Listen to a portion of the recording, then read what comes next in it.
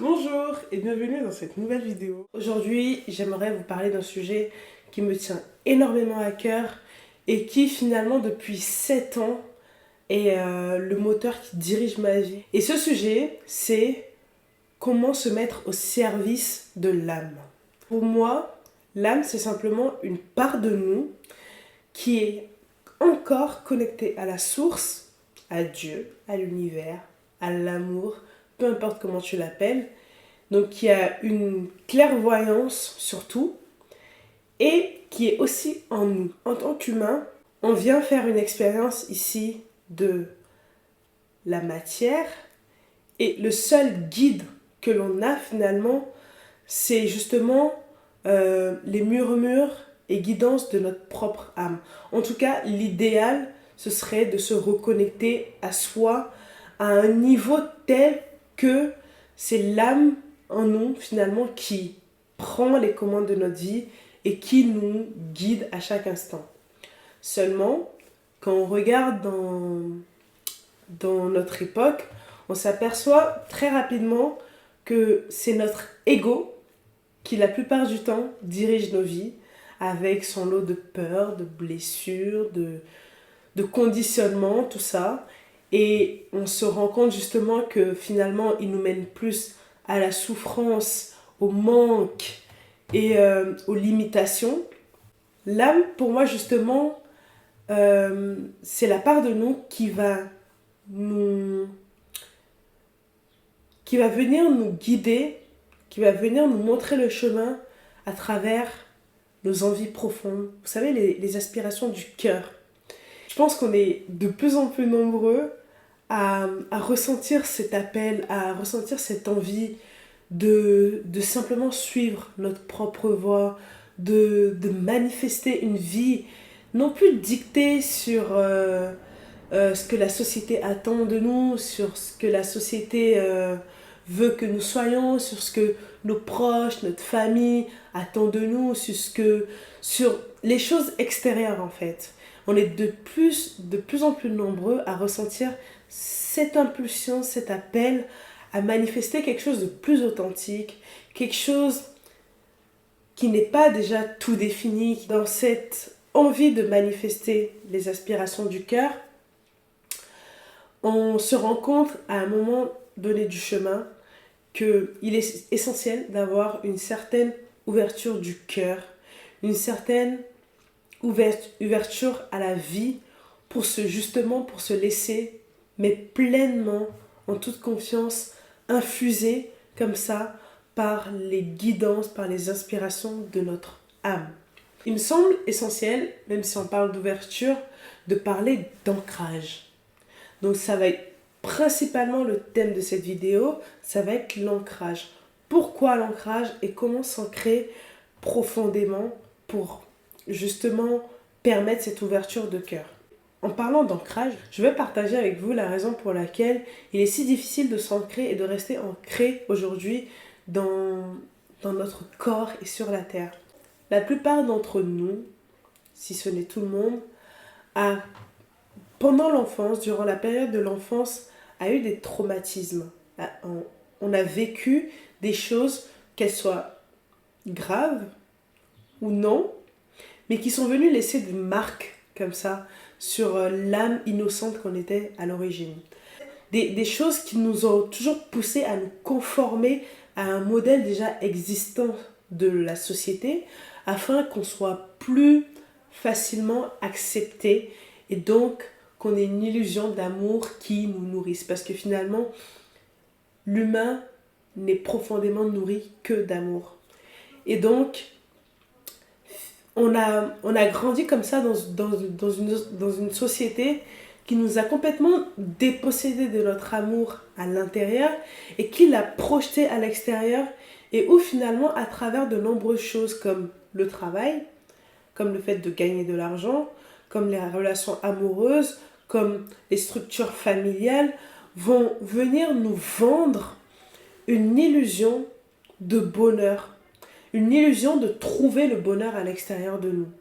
On a grandi justement dans une société comme ça qui est venue projeter à l'extérieur de nous notre bonheur et l'amour finalement.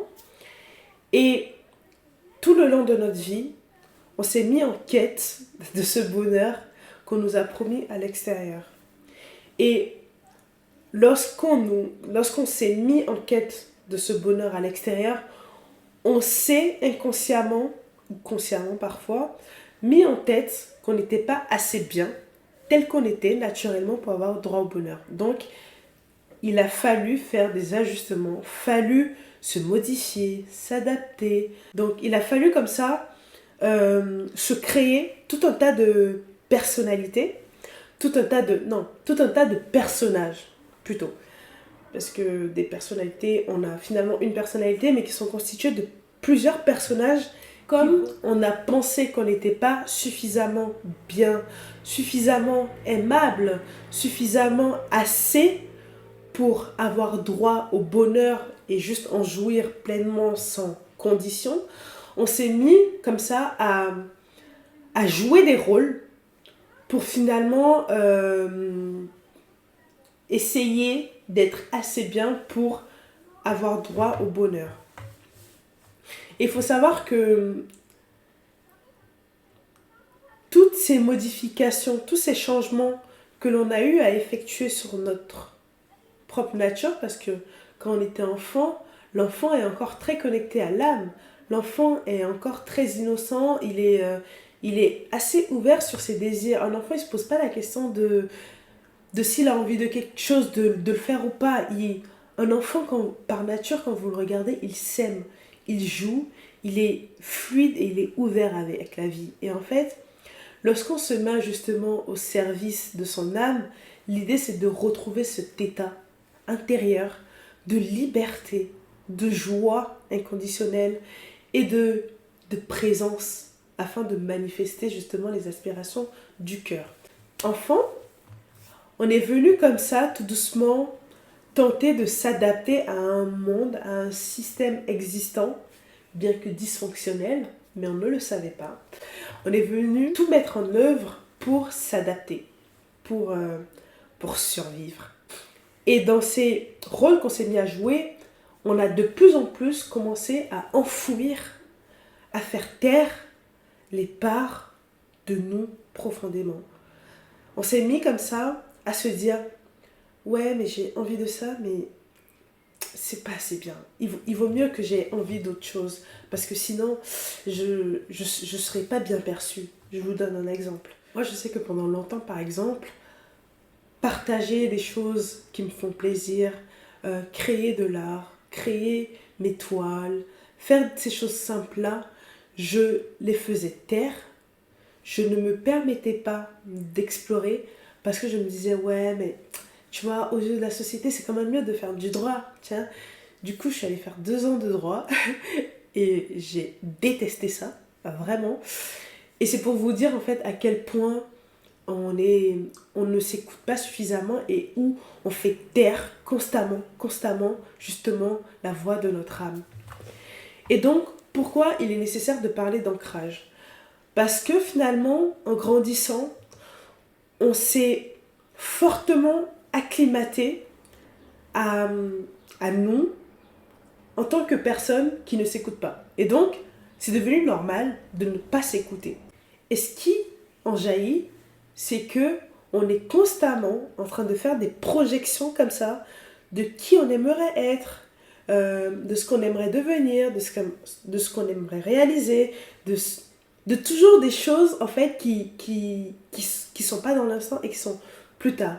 On n'est même plus capable de sortir justement de cette réalité qu'on a fini par se construire, de cette réalité qu'on a fini par se construire. On est tellement justement ancré dans cette réalité et on se donne l'illusion d'avoir une vie qui a du sens. On vient comme ça se mentir pour justement ne pas se regarder.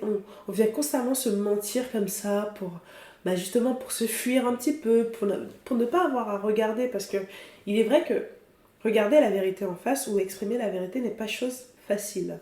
C'est quelque chose qui demande d'avoir du courage, de l'entendre déjà dans un premier temps et de la manifester. Donc de manifester cette vérité. Et donc, on a développé plusieurs tactiques comme ça pour venir à l'extérieur de nous, euh, rechercher quelque chose qui, en fait, a toujours été là. Quelque chose, une guidance qui a toujours été là. Donc, ces aspirations de l'âme qui ont toujours été là. Et donc, pourquoi il est essentiel de commencer par l'ancrage?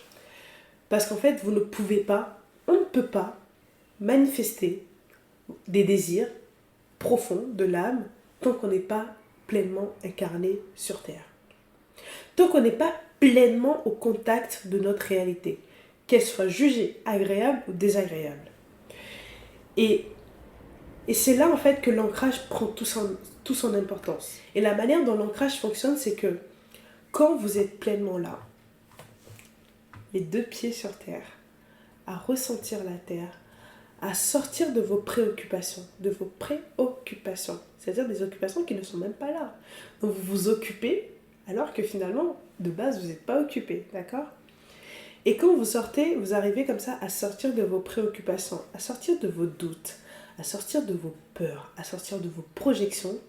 Ce qui se passe, c'est que vous revenez dans l'instant, comme ça, et vous êtes au contact de ce qui vous entoure, d'accord? Des situations, que ce soit des situations de vie inconfortables ou non, vous êtes avec. Et ce premier pas d'être avec soi-même va vous permettre en fait de laisser de la place, de créer de la place intérieurement pour vous entendre. D'accord? Parce que j'entends beaucoup de personnes qui me disent mais ouais mais c'est facile pour toi, moi je j'ai pas de rêve, je sais pas comment m'entendre, j'arrive pas à m'écouter, voilà. Et en fait, pour pouvoir s'entendre et pour pouvoir s'écouter, pour pouvoir faire une place justement à ses rêves, pour pouvoir entrer en contact avec ses rêves et s'autoriser à les réaliser, dans un premier temps, il faut leur laisser la place d'être. Et c'est là qu'intervient l'ancrage. L'ancrage, c'est un moyen de vous déposer dans ce qui est, afin d'accueillir ce que votre âme a besoin de vous transmettre pour que vous puissiez évoluer. C'est bien beau de parler d'ancrage, mais comment on fait? Est-ce qu'on s'assied, qu'on visualise des racines pousser du chakra racine et s'enfoncer dans la terre? Oui, ça pourrait peut-être être utile d'un point de vue énergétique de s'ancrer de cette façon-là, mais l'ancrage dont je parle, que je veux aborder aujourd'hui, est un ancrage qui nécessite un engagement physique. C'est-à-dire qu'il vous faut pleinement, consciemment, choisir à chaque instant de la journée, à chaque moment où vous vous déconnectez, à chaque moment où vous partez dans vos projections, à chaque moment où vos peurs prennent le dessus, c'est de choisir de revenir dans votre corps. Et pour moi, le corps, c'est le premier endroit où on peut s'ancrer. C'est ressentir votre corps. La plupart des personnes ont un corps, mais ils sont absolument pas connectés. Alors que le corps a vraiment cette magie, a cette sagesse de nous communiquer des choses qu'on ne peut pas entendre. Et donc, quand on fait le premier pas de se reconnecter dans son corps, de redescendre dans son corps, on peut déjà, dans un premier temps, déjà avoir justement des orientations. Des endroits où on est peut-être un peu trop rigide, où on ne s'écoute pas assez. Le corps va vous fournir des informations. Dans un deuxième temps, l'ancrage va consister à, une fois que vous vous êtes écouté,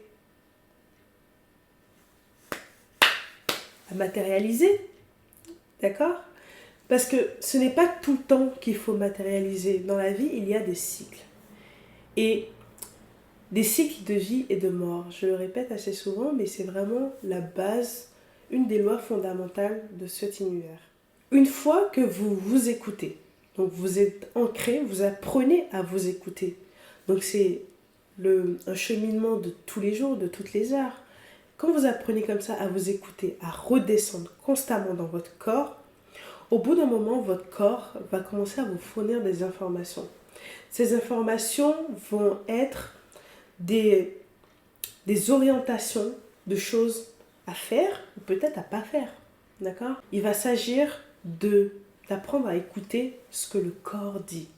D'accord? Et quand on commence à laisser de la place comme ça, et quand on commence à épouser son corps, à épouser ce qu'il nous dit, à se détendre dans notre réalité dans l'instant, quand on commence comme ça à redescendre sur Terre, en parallèle, ce qui se passe, c'est qu'il y a une ouverture qui se crée. Une ouverture de plus en plus qui se crée et qui permet de connecter le divin ou notre âme à nous-mêmes en fait. C'est une ouverture qui permet comme ça de canaliser et de recevoir les inspirations qu'on souhaite manifester. Et donc, dans ce chemin de manifestation et d'écoute de son âme, il y a un deuxième point qui est important, je pense, à mon sens, dans ce cheminement avec l'âme, c'est la confiance. D'accord? Les aspirations de l'âme ne sont jamais des choses que vous pouvez prévoir à l'extérieur. C'est jamais le cas. Ce n'est pas des choses qui sont déjà dictées et qui sont déjà établies dans la matière. C'est à vous de le créer. Donc si vous êtes censé créer quelque chose, vous ne pouvez pas le prévoir. Le seul endroit où vous pouvez le prévoir, c'est intérieurement. Et quand vous apprenez comme ça à voir les choses intérieurement, et non plus à les prévoir du coup, mais à les voir et à les ressentir intérieurement, la deuxième clé importante qui va vous permettre de rediriger ces visions, ces aspirations, ces intuitions dans la matière afin de manifester votre âme, afin de donner corps à ce qui vit en vous, c'est la confiance. Parce que vous allez être confronté à une réalité qui ne va peut-être pas vous confirmer dans un premier temps, qui ne va donner aucun crédit à ce que vous ressentez et à ce que vous avez envie de manifester, simplement parce qu'on est dans une matrice qui a pour but de finalement éloigner les humains de leur âme et de leur faire, de les pousser à aller dans une direction toute tracée. D'accord? Du coup, quand vous voulez sortir de ce chemin tout tracé, sachez que vous allez être confronté à être ramené comme ça sur le chemin de la matrice, constamment. D'accord? Mais ce n'est pas grave. Quand vous le savez, vous pouvez exercer votre confiance. Votre confiance en vous, en votre écoute, en vos canalisations, en votre vision et une confiance en l'univers. Au fait que quand vous vous mettrez à matérialiser l'essence de votre âme, l'univers vous répondra toujours. L'univers vous soutiendra toujours avec toujours plus d'abondance et toujours plus de soutien, que ce soit émotionnel, que ce soit financier si nécessaire, et que ce soit relationnel. Donc voilà. Je sais que de toute façon, en une vidéo YouTube, en une vidéo, en plus j'essaie de ne pas les faire trop longues. Et Dieu sait que c'est un défi, sachant comment j'adore parler. Mais je ne peux pas aborder de long en large ce sujet dans une seule vidéo. Néanmoins, j'espère que les clés que je vous ai apportées aujourd'hui vous donneront déjà de la force, de développer cette écoute de votre âme et le courage de manifester ce que vous recevez de vous-même. Parce que finalement, votre réalité, il n'y a que vous qui puissiez la créer. En tout cas, je vous souhaite un bon cheminement et je vous retrouve très vite dans une nouvelle vidéo. Et n'hésitez pas à me laisser un petit commentaire pour me dire comment ça résonne en vous. Je serai heureuse de vous lire. À bientôt!